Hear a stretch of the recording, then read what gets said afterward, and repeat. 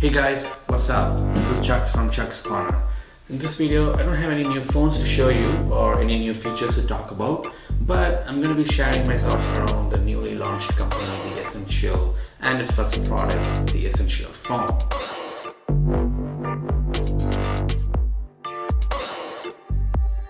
Andy Rubin, for folks who don't know him, is the creator of the Android.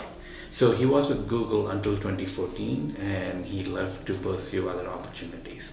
So yesterday, that is on the May 30th, he announced his new company, the Essential, and also 3 new products: the phone, a home device, and a new operating system called the Ambient OS.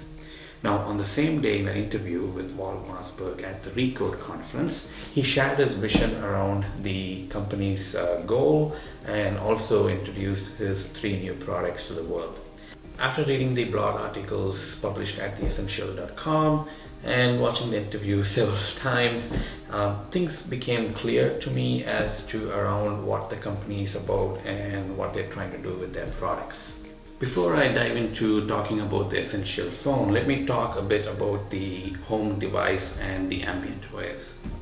The home device is similar to Amazon Echo Dot or Echo Show or Google Home, and it's actually powered by the Ambient OS. So that's how the Ambient OS plays a part in the Essential. The other thing they also announced is that the Ambient OS will be open source, just like his previous invention, the Android. And so we should be able to see contributions coming through, especially from all the developers that are eager to help Essential grow. One more thing, Essential is a pro-consumer brand. Now, if you watch the interview, Andy stresses this fact that I'm building a product for a pro-consumer. The company is for the pro-consumer. Who are these pro-consumers? I mean, these pro-consumers are the customers, basically, who are eager to try out the latest tech, who are eager to jump on, the latest beta programs, what you have, get the latest device and hook it up with their home system. Things like smart devices, Internet of Things, they're all kind of this pro-consumer world. So what Essential wants to do with these pro-consumers is to help them be productive and smart. I mean, with these lots of devices in place, you probably will have 10 or 20 apps, each managing its own device, right? There's no one single app that can manage everything. I mean, of course, there is Alexa where you can hook up several actions. There is Google Home where you can hook up several actions. But there is no one way to interoperate between Alexa and Google Home. And that's exactly where Essential comes into picture. Essential's goal is that it reaches these pro-consumers, helps them be productive by building a central hub where they can bring all of their devices together and control them in one single place. Why a new phone? Well, if you look at it, today we use smartphones more than anything in our life. I mean, it's part of our day-to-day life. In fact, you may be even watching this video in your smartphone. So smartphones have become an essential thing, no pun intended, in our life. So Andy Rubin wants to reach those pro-consumers and give this phone in their hand, which then becomes a segue to get his tech and the platform behind it into the pro-consumers world. Essential just doesn't want to build a phone. They want to build a phone that is unique, that is flexible enough for the user to give the choices they want, and it also is smart and productive, so it can interoperate and bridge the gap between all of these assistants and smart devices and whatnot that you may have around you. That brings us to the accessories. Now, along with the phone, the home device, and the ambient operating system, Essential also announced 2 accessories, the 360-degree camera and a wireless phone charging dock. So what's special about these accessories? Well, accessory kind of is a key thing for your phone. That's how you extend your phone, right? You add a 360-degree camera. We have got Samsung 360-degree camera, HTC's 360-degree camera, and many people have some or other accessories.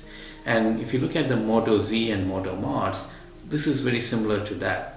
They have a connector in place and you connect all of their accessories, and that's going to then give you a powerful speaker or a powerful camera, for example, right?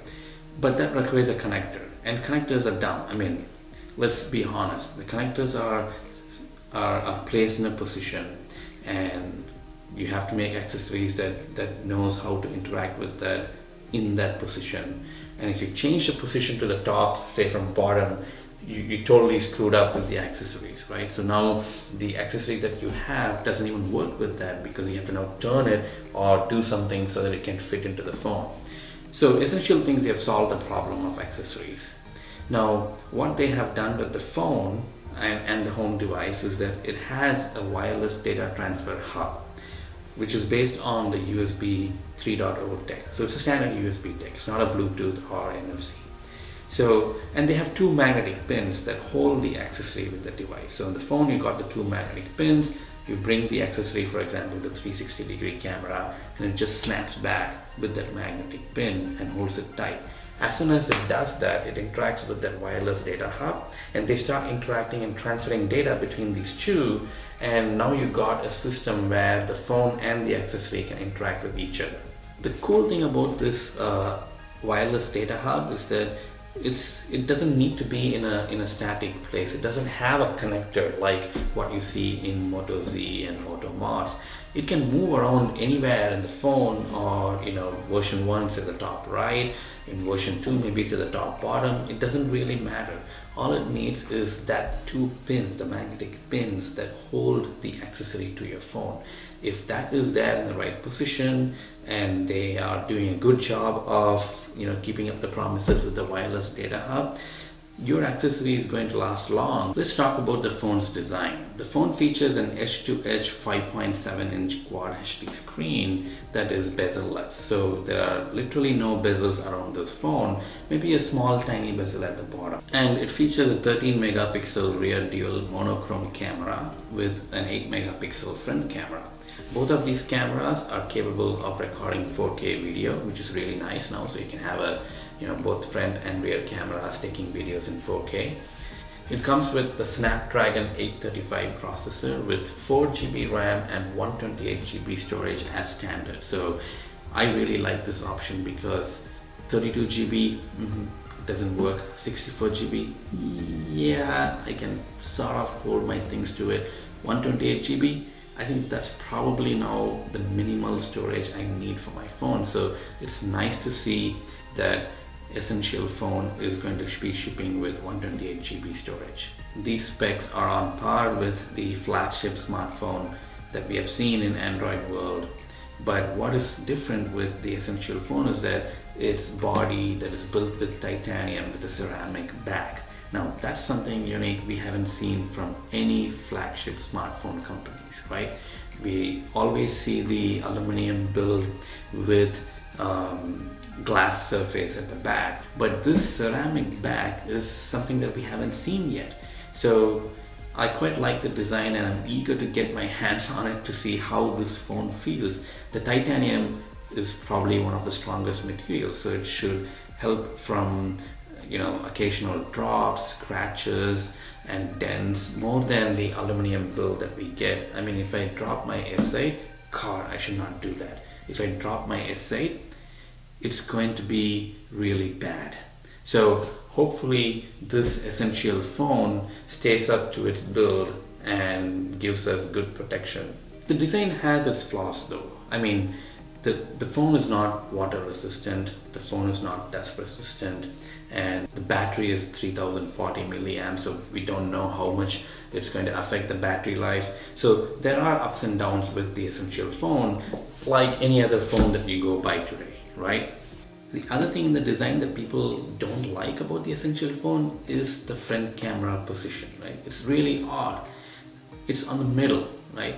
And it wraps around the screen, and that's kind of a distraction to me. When I look at the phone, now I see the camera wrapping around the screen, which almost looks like, you bent the screen to place the camera. Yeah, it's odd, it's weird. I think it's too early to say whether this is going to be a problem, using the phone. But in the interview, Andy did confirm that this is not going to affect watching videos. Its 19:10 aspect ratio will not hinder because of this camera placement. I think let's give Essential some time. Let's see, let's get the phone in our hands and use it and see how far this is going to be a big problem.